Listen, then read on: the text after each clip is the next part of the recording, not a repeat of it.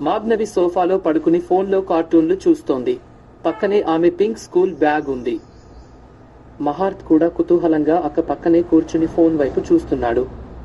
మధు వ్యాపారవేత్తగా తన ఫైల్స్ మరియు ల్యాప్టాప్తో డెస్క్ దగ్గర సీరియస్ గా పని చేసుకుంటున్నాడు.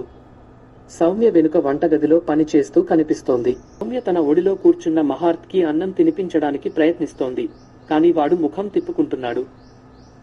మాగ్నవి ఫోన్ చూస్తూ మంత్రముగ్ధురాలైపోయింది. ఆమె ప్లేట్లోని అన్నం ముట్టనే లేదు. సౌమ్య నిట్టూరుస్తూ, మధు, చూడు, నేను ఎంత బాగా చదువుకున్నా ఈ పిల్లల్ని దారికి తీసుకురాలేకపోతున్నాను. మాగ్నవికి ఫోన్ ఉంటే చాలు, అన్నం అక్కర్లేదు. మహార్త్ ఏమో నన్ను వదిలి ఒక్క ముద్ద కూడా తినడు. నా చదువు వీళ్ల అల్లరి ముందు ఓడిపోతోంది. మధు తన ఫోన్ పక్కన పెట్టి లోతైన ఆలోచనలో, తప్పు మనదే సౌమ్య. మనం వ్యాపారంలో బిజీ అయిపోయి వాళ్లకి టైం ఇవ్వలేక ఫోన్ ఇచ్చి అలవాటు చేశాం. రేపు ఆదివారం కదా, నేను ఆఫీస్ ఫైల్స్ అన్ని పక్కన పెడతాను.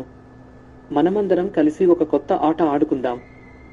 మాగ్నవి ఫోన్ నుంచి కళ్ళు తిప్పకుండా, సండే అంటే ఫోన్లో కొత్త గేమ్స్ ఆడొచ్చా డాడీ?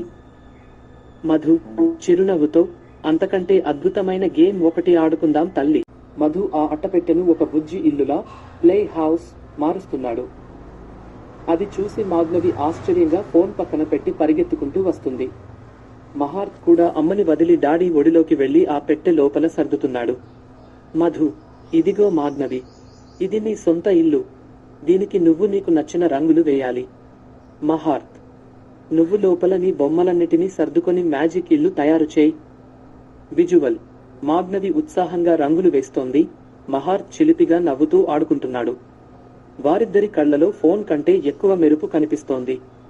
సౌమ్య సంతోషంగా మధు భుజంపై చేయి వేసి, చూశావా మధు, పిల్లలకి కావాల్సింది ఖరీదైన బొమ్మలు లేదా ఫోన్లు కాదు, మన సమయం మాత్రమే.